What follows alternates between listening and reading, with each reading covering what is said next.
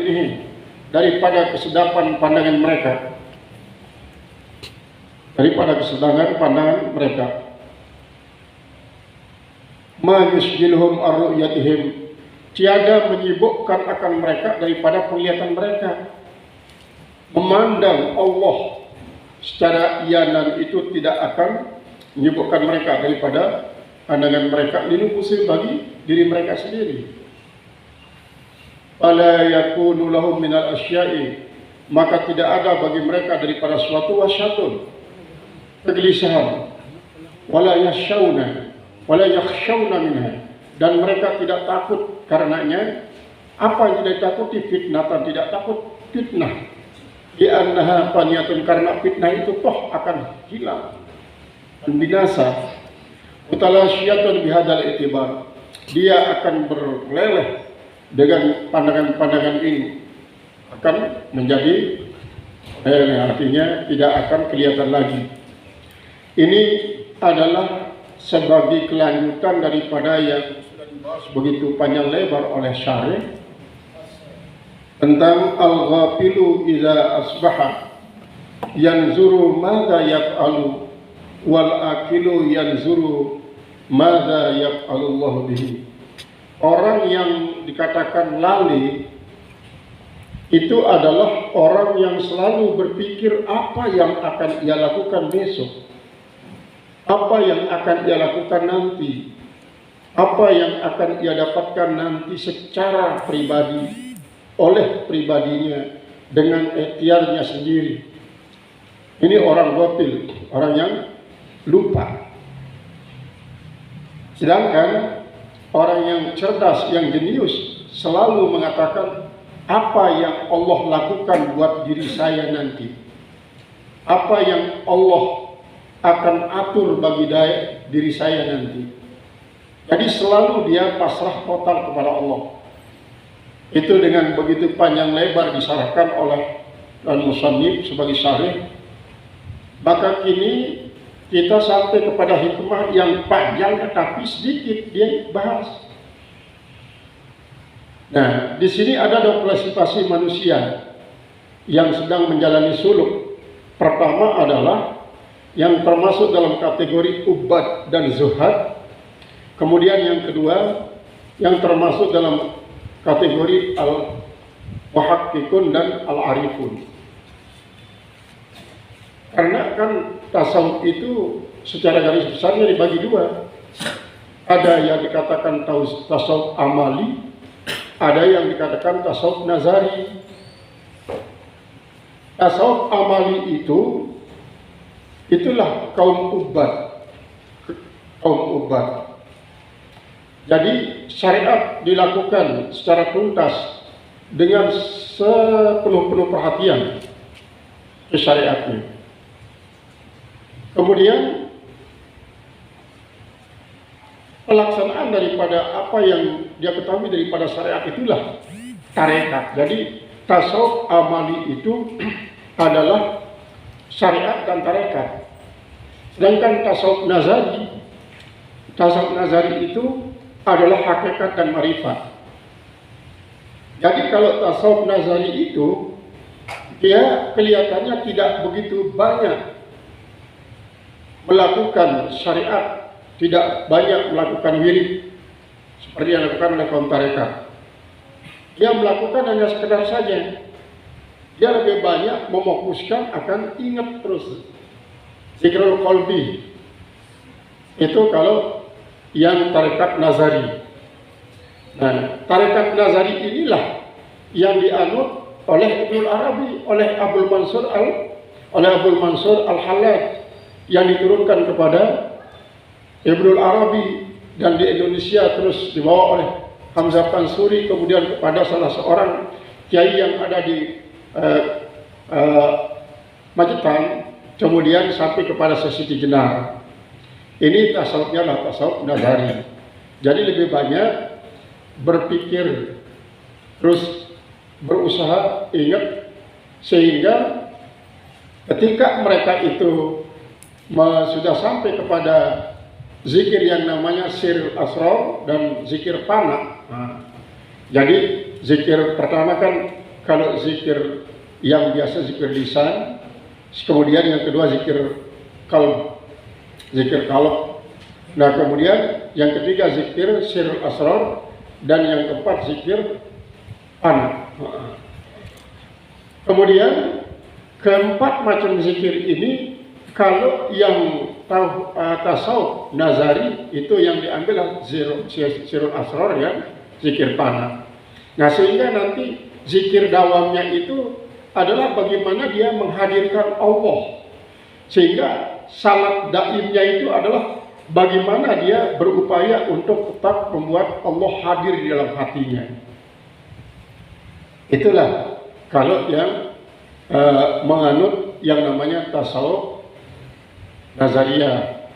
Kemudian yang tasawuf amaliyah itu bagaimana dia mengamalkan syariat dengan sebagus-bagusnya. Kemudian setelah itu dia lengkapi dengan zikir dan wirid-wirid zikir lisan, wirid juga ya lisan. Maka kaum Ubad dan kaum Zuhad ini, kenapa dia suka risau, resah dan gelisah? Mereka resah dan gelisah itu disebabkan oleh karena dia seringkali lupa akan Allah. Dia sendiri yang gaib daripada Allah, artinya jauh dari Allah.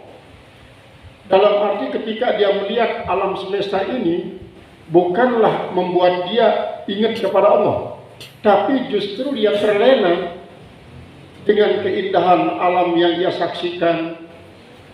Dia tergiur dan tertarik ketika dia melihat makanan yang enak-enak, minuman yang lezat-lezat. Pokoknya semua yang menurut pandangan mata, menurut indranya sesuatu yang membahagiakan, itu yang membuat dia terhijab dari Allah Subhanahu wa taala. Ini yang menyebabkannya ketika dia tertarik untuk mendapatkan sesuatu itu, dia suka gelisah. Bisa nggak saya dapatkan ini? Bisa nggak saya dapatkan ini? Bisa nggak saya dapatkan ini? Itu kalau yang Ubad dan Zuhad bahkan. Nah, kemudian apa beda daripada Ubad dan Zuhad? Kalau Ubad itu adalah selalu berusaha takarrub kepada Allah dengan amal ibadah, dengan amaliyah zahir. Itu adalah Ubad. Nah, boleh dibilang Ubad ini adalah termasuk dia yang menjalani tasawuf amali itu, yang menjalani tasawuf amali. Nah, adapun Zuhad selalu bertakarrub kepada Allah Subhanahu wa taala dengan tawakal. Lalu takarrub kepada Allah taala dengan tawakal. Namun walaupun demikian, apabila tingkat ketawakalannya itu masih makom daripada tawakal kaum awam, maka itulah yang disinyalir oleh Rasulullah SAW. Lau annakum tatawakkaluna haqqa tawakkulikum la razaqakum kama yarzuqu at-tayra tahudu bimasan wa taruhu bitan. Jadi kalau kalian bertawakal dengan tawakal yang sebaik-baiknya, kata Rasulullah, niscaya Allah akan berikan kalian rezeki seperti halnya Allah berikan rezeki kepada burung. Tagdu khimasan, dia pergi meninggalkan sarangnya berpagi-pagi dalam keadaan tidak punya isi, keloakannya itu, penduduknya itu tidak ada isinya. Wa taruhu bitanan, dan bersore-sore dia sudah penuh. Nah, ini tawakal daripada burung yang sangat bagus menurut tingkatan kaum syar'i, kaum awam. Nah, kaum Zuhad bisa saja dia melewati sedikit daripada tingkat tawakalnya kaum awam ini.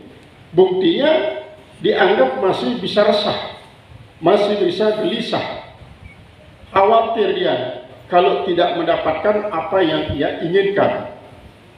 Karena apa? Di situ yang dipandang semata-mata adalah bagaimana prestasinya, kemudian bagaimana ia akan dapatkan sesuatu yang didasarkan atas prestasi itu. Jadi tawakalnya ini masih tingkat tawakal syariat dan tarekat, sehingga dengan demikian suka gelisah. Nah, berbeda kalau yang termasuk zuhad itu adalah sudah masuk dalam ruang hakikat dan marifat. Ketika dia memiliki suatu keinginan, karena pada hakikatnya kalau yang sudah masuk pada hakikat dan marifat itu sedikit pun tidak punya kemauan. Kalaupun ada kemauannya, itu dia kembalikan kepada kemauan Allah. Sehingga la haula wala quwwata illa azim itu sudah berdasarkan kemauannya tidak ada. Itu sebabnya maka kalau ditanya, apa kemauan kamu sekarang ini? Saya ingin tidak punya kemauan. Berarti kan dia sedang memulai kemauan. Dia sedang memiliki kemauan untuk tidak memiliki kemauan. Tapi kalau dia menjawab, apa sekarang yang kau mau? Saya mau untuk memiliki kemauan. Saya ingin untuk memiliki kemauan. Berarti pada saat itu dia tidak punya kemauan apapun. Nah, dengan demikian apapun yang terjadi di sekelilingnya, dia sikapi dia dengan kembalikan kepada Allah Ta'ala. Bukan tidak berikhtiar untuk mengatasinya dengan kata-kata maupun dengan sikap ataupun dengan tindakan. Dia tetap bertindak. Amar ma'ruf nahi munkar tetap dilakukan. Namun amar ma'ruf nahi munkar dia lakukan itu tetap billah. Sehingga apa? Kalau dia sudah amar ma'ruf nahi munkar, apakah akan berhasil atau tidak apa yang ia lakukan dari amar ma'ruf nahi munkar itu tergantung daripada maunya Allah. Jadi sedikit pun dia tidak menggantungkan keberhasilannya itu terhadap prestasinya sendiri. Tidak. Maka dengan demikian dia pokoknya berikhtiar, sehingga seolah-olah semua gerakannya, lidahnya itu adalah sudah di la haula wala quwwata illa azim. Dengan demikian, ini Pak, ini usaha Bapak untuk mengatasi ini kenapa tidak berhasil? Kadang-kadang dia tersenyum. Nah itulah maunya Allah. Maunya Allah. Sehingga dengan demikian dia tidak gelisah. Dia tidak, kalau begini terus Bapak tidak pernah berhasil menanggulangi sebuah ini dan itu, sebuah tindakan kriminal, maka Bapak akan dimutasi nanti ke tempat yang jauh. Dia mengatakan, itu maunya Allah. Kalau memang itu maunya Allah, tidak apa-apa. Nah itulah sesungguhnya kalau ke tingkat kezahidannya itu sudah masuk kepada kamar hakikat dan kamar marifat. Sehingga ini mengajarkan kepada kita, kalau seandainya ubat dan zuhad itu dia musyahadat Allah dari segala sesuatu yang ia lihat, membuat dia ingat kepada Allah Subhanahu wa Ta'ala, maka tentu dia tidak akan resah gelisah dengan apa yang ia lakukan dan apa yang ia alami, tidak akan resah gelisah. Maka dari sini dapat kita mengetahui, nanti kita menilai diri sendiri. Kita menilai diri sendiri. Ketika terjadi apapun di lingkungan kita, di sekitar kita, kalau kita masih resah dan gelisah, berarti ini menandakan kita masih gaib dari Allah. Kita masih jauh dari Allah. Tapi kalau kita sudah mengatakan, nah inilah maunya Allah, ya kita tetap berikhtiar, tapi serahkan juga hasilnya kepada Allah.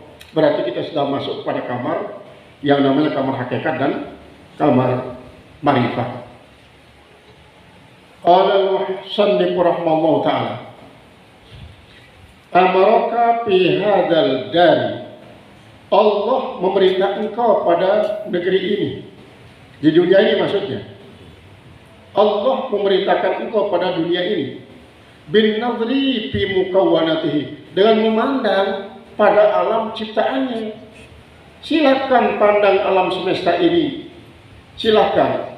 Tetapi pandangan yang membuat kita tetap menyaksikan Allah, bahwa di balik alam semesta yang kita lihat ini ada penguasa tunggal yang memiliki hak prerogatif untuk mengaturnya menjadi baik atau tidak baik, menjadi menyenangkan atau tidak menyenangkan, menjadi membahagiakan atau menyengsarakan. menjadi itu dan ini. Itu disuruh kita untuk memandangnya. Nah, dari sinilah para ulama mengatakan bahwa sungguhnya ajaran tasawuf itu adalah suatu ilmu yang bisa mengarahkan kita supaya hati ini tetap dekat dan ingat kepada Allah Ta'ala selama-lamanya, sedangkan tubuh jasmani kita adalah tetap dekat bersama makhluk. Buktinya di sini beliau menyuruh kita, silakan pandang alam semesta ini sebagai cermin daripada adanya Allah Subhanahu wa Ta'ala, sehingga ketika kau melihat alam semesta ini bukan seperti sembarang cermin sebagai alat kau melihat dirimu, tetapi alat melihat Allah. Kemudian kalau begitu, wasayaksifu laka, dan Allah akan membuka bagi engkau fitil kadari, di negeri itu, artinya di akhirat, angkama zati, daripada kesempurnaan zatnya.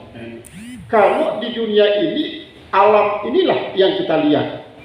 Di dunia inilah tempat berlakunya la tudrikul absar wa huwa yudrikul absar wa huwal latiful khabir. Ini kita dianjurkan mengamalkannya paling tidak 300 kali.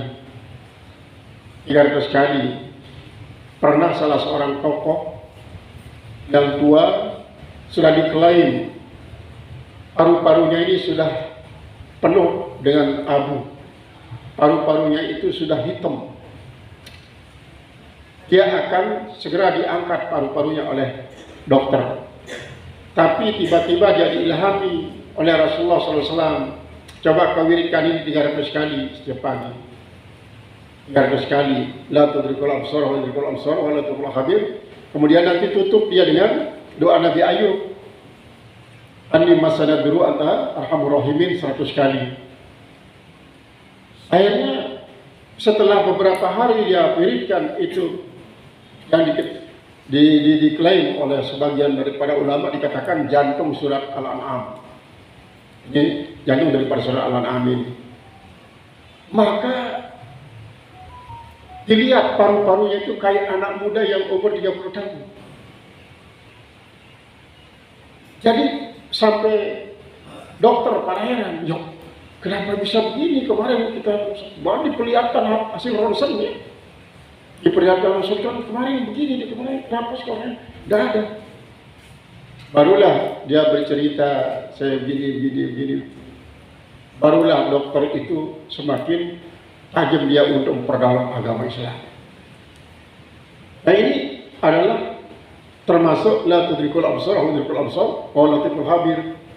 Nah, kalau para pesilat, para ahli bela diri, justru ayat inilah yang diwiridkan untuk sampai kepada Makom Haji Panglimunan itu, yang menyebabkan dia tidak tahu apa, tidak dilihat, sampai kepada rukun sah, syarat sah istinja. Sah ilang dua, kedua ilang rasa, ketiga ilang abu, berkat la ilaha illallah. Nah, itu di akhir. Tapi mereka itu puasakan dia puasakan, dia tirakati itu. La tudrikul absar wa tudrikul absar wa latiful khabir. Nah, ini termasuk salah satu daripada fadilah. Kenapa? Memang Al-Quran ini kata daripada Imam Suyuti, ada makna zahirnya yang oleh ahli tasawuf dikatakan makna ibarat. Ada makna batin kalau menurut Imam Suyuti. Imam Suyuti mengatakan bahwa makna batin satu ayat Al-Quran itu lebih daripada 720 makna batin. Lebih daripada 720 makna batin ayat Al-Quran yang satu ayat. Jadi pantas Ali bin Abi Thalib mengatakan, kalau saya mau menafsirkan satu ayat Al-Quran sampai 60.000 ekor unta tidak mampu untuk mengangkat tafsiran daripada yang satu ayat ini, saya bisa, kata Ali bin Abi Thalib. Oleh sebab itu, kalau kita ingin untuk mengetahui makna batin daripada ayat-ayat Al-Quran yang 720 itu, kita harus bertawassul melalui Ali bin Abi Thalib. Karena Ali bin Abi Thalib ini memiliki putra juga selain daripada Sayyidina Hasan, Sayyidina Husain yang fokus berbicara tentang tasawuf, namanya Muhammad Ali Hulupiyah itu, yang diklaim akan jadi Imam Mahdi. Muhammad Ali Hulupiyah itu dari ibunya yang kalau ada salah dari bukan dari keluarganya sendiri, tapi orang dari marga lain. Nah ini 720.000 makna daripada 720 makna batin daripada satu ayat Al-Quran. Maka sampai dikatakan di situ, siapa saja yang mencukupkan diri dengan makna zahir daripada ayat Al-Quran, tidak berupaya untuk menggali makna daripada 720 makna batin itu, maka berarti dia orang sangat rugi dalam hidupnya. Kata daripada Imam Suyuti. Tapi Imam Suyuti tetap saja dia tafsiran, coba dia tafsirannya. Tafsir Jalalain itu sangat sederhana, karena itulah makna ibarat. Maka itu yang dikatakan bahwa oleh ahli tasawuf, ahli marifat, ada 4 makna daripada ayat Al-Quran itu. Pertama ada namanya makna ibarat. Yang kedua ada namanya makna isyarat. Yang ketiga makna khasais. Yang keempat adalah makna hakaik. Makna ibarat ini yang biasa sudah kita ketahui secara umum. Makna terjemahannya yang Bismillahirrahmanirrahim, dengan nama Allah yang Maha Pengasih Maha Penyayang, itu sudah makna ibarat. Kemudian makna daripada makna isyarat. Nah ini sudah level naik ini. Level sudah naik. Dan ini tidak diajarkan secara terbuka di dalam kitab-kitab. Dia sudah mulai diberikan ilham oleh Allah Subhanahu wa taala. Diberikan ilham oleh Allah Subhanahu wa taala. Kemudian makna khasais itu adalah diketahui oleh para ahli hakikat, para wali. Sedangkan makna hakaik itu adalah hanya yang tahu para nabi. Jadi daripada makna isyarat sampai makna hakaik inilah terkumpul sebanyak 720 makna batin. 720 makna batin itu pada yang 3 itu makna isyarat, kemudian makna khasais dan makna hakaik. Sehingga dengan demikian di bumi ini kita disuruh untuk melihat alam ciptaan Allah, tapi yang bisa membuat kita senantiasa ingat kepada Allah. Jadi tidak bisa sudah kita lihat Allah di bumi ini kan mata zahir kita. Bahkan dengan mata basirah kita, ainul basirah, bahkan sampai hakul basirah tidak bisa kita lihat secara zati. Baru kita lihat adalah ya, cara ingat saja. Dia tidak berbentuk zat yang kita yakini adalah sifat dan asma'nya. Kemudian af'alnya berupa alam semesta. Nah, sedangkan di akhirat nanti sayaksifulaka fitil qadari an kamali zatihi. Dia akan membukakan bagi engkau di negeri akhirat nanti daripada kesempurnaan zatnya. Ru'yatul ubadi li rabbihim. Ru'yatul ibad, yaitu penglihatan hamba bagi Tuhan mereka Azza wa Jalla yang Maha Perkasa dan Maha Agung, ala hasabi tajallihi lahu, atas ukuran daripada tajallinya Allah Ta'ala bagi mereka. Artinya sampai sejauh mana Allah memperlihatkanlah maksudnya pada diri hamba itu, sehingga tidak sama semuanya.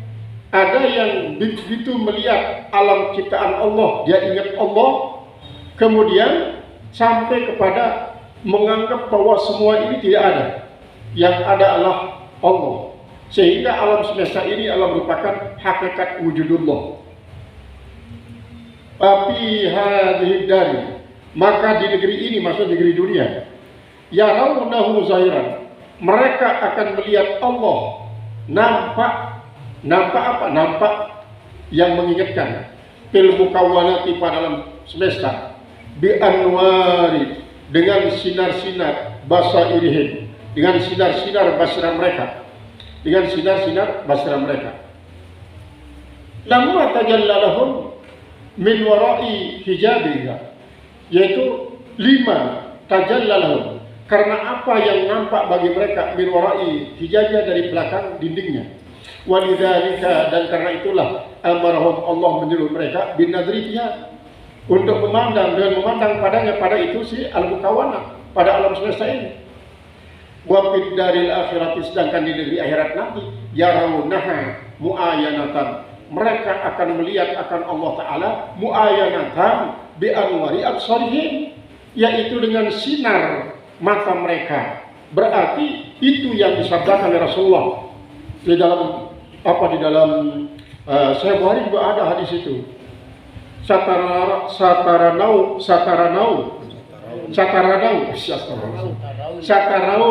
rabbakum kama tarawna al-qamara lailatul badri.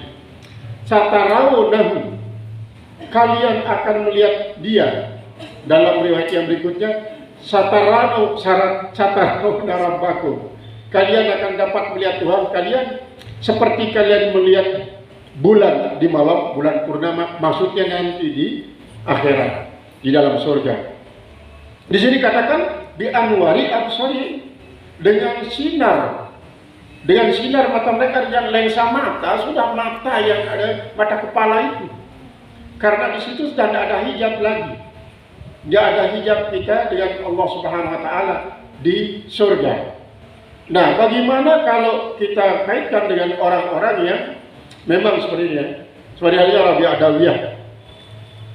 Ya Allah, kalau menurut Engkau saya ini masih menyembah Engkau lantaran ingin masuk surga, bakar surga itu tidak usah adakan.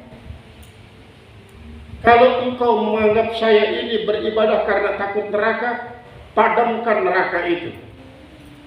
Padamkan neraka itu. Makanya dia seringkali kadang-kadang mengajar orang pada sore hari dibawa kocor di tangan kanannya, kemudian di kirinya dibawa obor. Kok Bunda, kemana ini bawa kocor keliling sore-sore begini, masih sinar matahari, kok menyalakan obor? Ini saya akan pergunakan untuk menyiram api neraka. Ini kocor ini, kan obor ini saya pergunakan untuk membakar surga. Sampai para mengatakan, kalau ya Allah, kalau menurut Engkau hamba ini menyembah Engkau semata-mata karena cinta, perlihatkanlah wajahmu, walaupun sekali saja, setelah itu terserah Engkau. Tapi menurut riwayat sampai akhir hayat dia tidak bisa melihat, karena memang di dunia ini jelas Allah itu la tudrikul absar wa yudrikul absar wal latiful khabir. Di dunia. Nah, kalau di akhirat ya itu dengan anwaril absar, dengan sinar pandangan, min ghairi hijabin, tanpa ada hijab, wala mani'in, dan tidak ada mani', wa hadza ghayatul zuhur, dan ini merupakan sehingga kenampakan wal kasbu, dan sehingga pembukaan hijab di surga. Artinya begini, kenapa surga itu yang menjadi motivasi kita beribadah, sementara kaum arifin tidak seperti itu. Nah, kalau begitu, kalau itu adalah bisa dikatakan dia sifatnya iradah majaziyah, artinya raja majazi, harapan yang sifatnya majazi. Sedangkan raja yang hakiki adalah bahwa kita beribadah itu adalah billah, semata-mata dengan Allah. Untuk apa? Untuk wusul kepada Allah, agar bisa sampai kepada Allah Subhanahu Wa Taala, bukan ingin mendapatkan apa yang diberikan oleh Allah berupa makhluk, termasuk bagian daripada surga. Nah, ketika nanti Allah Subhanahu Wa Taala sudah kita bisa lihat, dan tentu Allah akan membukakan hijab daripada kita ini, daripada zatnya adalah di surga. Itu tempat yang dipilih, tidak dipilih di neraka. Jadi Allah tidak memilih buat umat Muhammad SAW untuk membukakan hijab di dalam neraka, tetapi akan dibukakan hijab nanti dalam surga. Sebagaimana halnya Rasulullah dibukakan hijab di Maqamul Mukafahah. Nah, kalau begitu Maqamul Mukafahah ini adalah suatu tempat yang tidak bisa disentuh oleh siapapun pada masa dunia ini, kecuali Rasulullah SAW. Malaikat Jibril tidak ada, nggak bisa dia ke sana di Maqamul Mukafahah itu. Disitulah Rasulullah mengadakan at-tahiyatul mubarakatuh salat sampai pada akhirnya, sehingga sebagai suatu gambaran Maqamul Mukafahah ini yang belum bisa dijangkau oleh siapapun selain daripada Rasulullah SAW. Begitulah gambaran daripada kita akan bisa melihat Allah nanti di alam surgawi.